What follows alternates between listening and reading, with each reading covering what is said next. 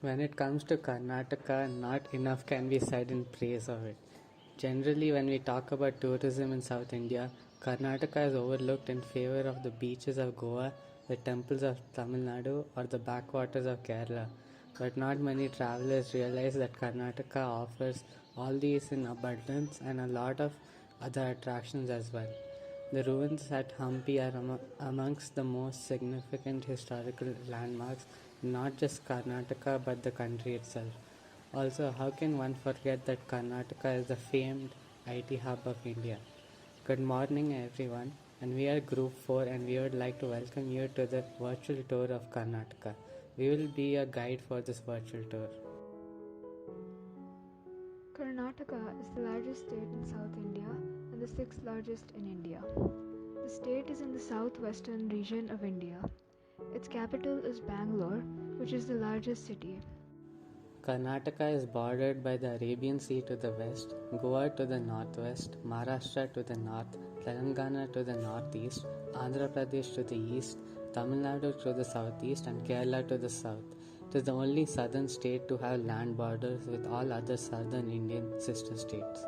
The state has three principal geographical zones: the coastal region of Karavali and Tulunadu, the hilly Malenadu region comprising the Western Ghats, the Bayalusimi region comprising the plains of the Deccan Plateau.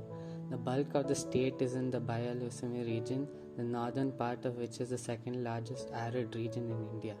The highest point in Karnataka is the Mulayanagiri Hills in Chikmagalur district, which has an altitude of 1925 meters. The two main river systems of the state are Krishna and its tributaries in North Karnataka and the Kaveri and its tributaries in South Karnataka. Karnataka experiences four seasons. Winter in January and February is followed by summer between March and May, the monsoon season between June and September, and the post-monsoon season from October till December. Karnataka is home to a variety of wildlife. It has a recorded forest area of 38,720 km square, which constitutes a 20.19% of the total geographical area of the state. These forests support 25% of the elephant and 10% of the tiger population of India. Karnataka has 5 national parks and 25 wildlife sanctuaries, of which 7 are bird sanctuaries. The wild animals that are found in Karnataka include the elephant, the tiger, the leopard, the sambar deer, the spotted deer, the slender loris, the sloth bear, the striped hyena, the Bengal fox, and the golden jackal. Some of the birds found here are the great hornbill, the Ceylon frogmouth, herons, kites, eagles, falcons, quails, doves, cuckoos, nightjars, swifts, kingfishers, bee-eaters, and munias. Hi everyone, this is Dhruv, and I'll be talking about Karnataka and its history. First, let's know a little about Karnataka. It was formed on 1st November 1956 with the passage of the States Reorganization Act. Originally known as the state of Mysore, it was renamed Karnataka in 1973. The state corresponds to the Carnatic region. The history of Karnataka goes back to a Stone Age. Hand axe culture begins by discoveries of hand axes and clavers in the region. Prior to the 3rd century BCE, most of Karnataka formed part of the Nanda Empire before coming under the Mauryan Empire of Emperor Ashoka. 4 centuries of Satvahana rule followed, allowing them to control large areas of Karnataka.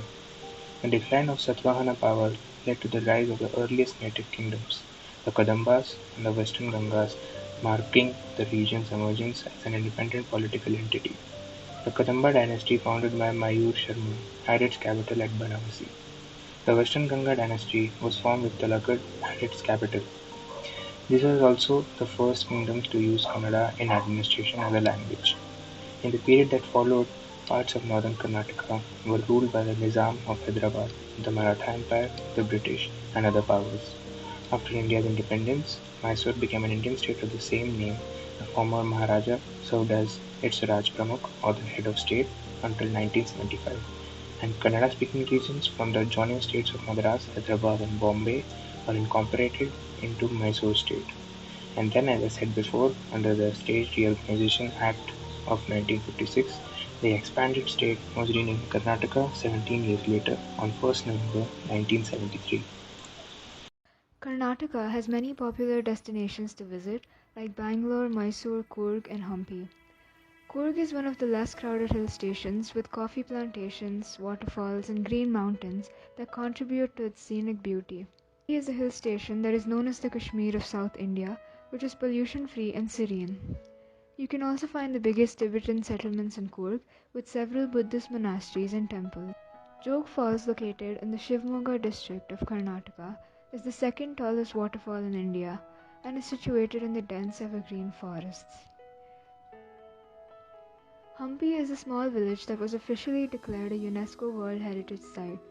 The place is home to historical ruins and remains of the Vijayanagar kingdom. It is the perfect tourist place for a history enthusiast.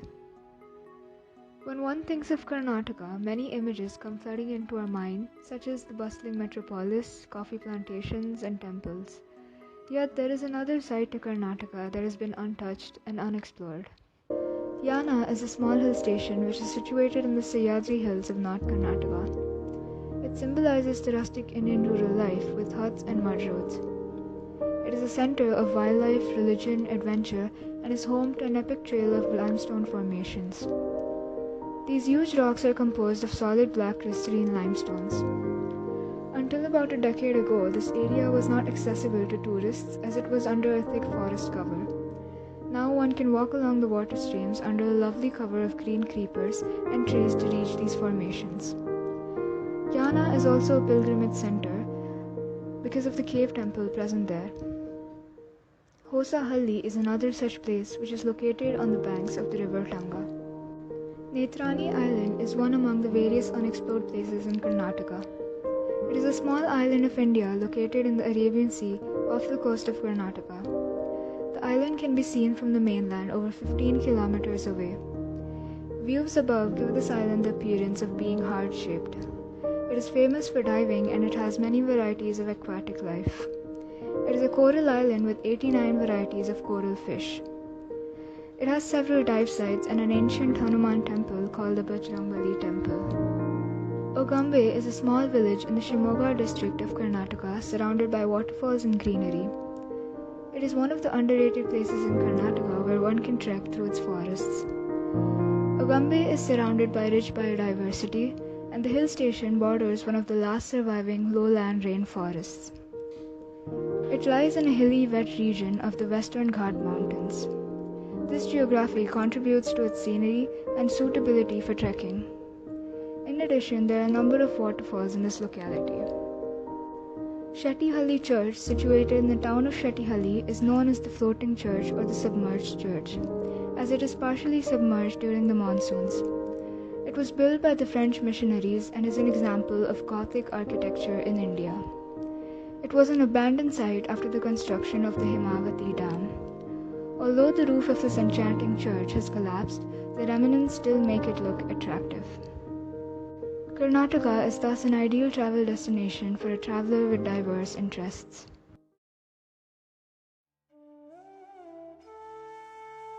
People of Karnataka are great hosts, and the tourists will be flabbergasted to be invited to stop over at every house for a drink or two.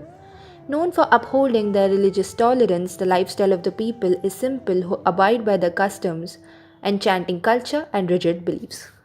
The diverse linguistic and religious ethnicities that are native to Karnataka combined with their long histories who had contributed immensely to the varied culture heritage of the state. Though the tribes like Kurubas and Kodavas are believed to be the original beings of Karnataka, Karnataka is home to Tuluvas and Konkanis. A minor population of Tibetan Buddhists and tribes like Solegas, Yaravas, Todas, and Siddhis also live in Karnataka. The prominent folk dances of Karnataka are Yakshagana and Dolu Gunita. Yakshagana. Yakshagana lacks a written script and depends entirely on the artist's ability to be spontaneous, to improvise, to be a good orator, and have a sound knowledge of the plot and the character. The unique art form of Yakshagana has various elements of dance, nritya, makeup, panagarike or mukhavarnike, background singing and direction bhagavatike, two forms of drum Chande Madale and conversation Arthagarike. The art form is 500 years old and the entire portrayal takes place in refined Kannada without even a word of any other language. It is an important tradition and also a prevalent art form.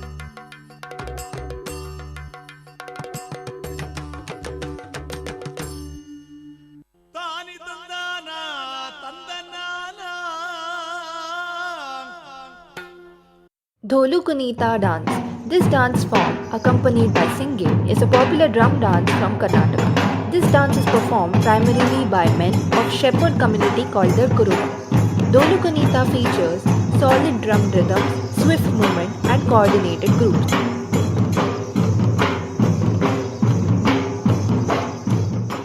The nature-loving culture of the people of Karnataka enhanced the preservation of tribal dances. Some of the other folk dances of Karnataka are Krishna Parijata, Bhuta Arande, Nagamandala, etc.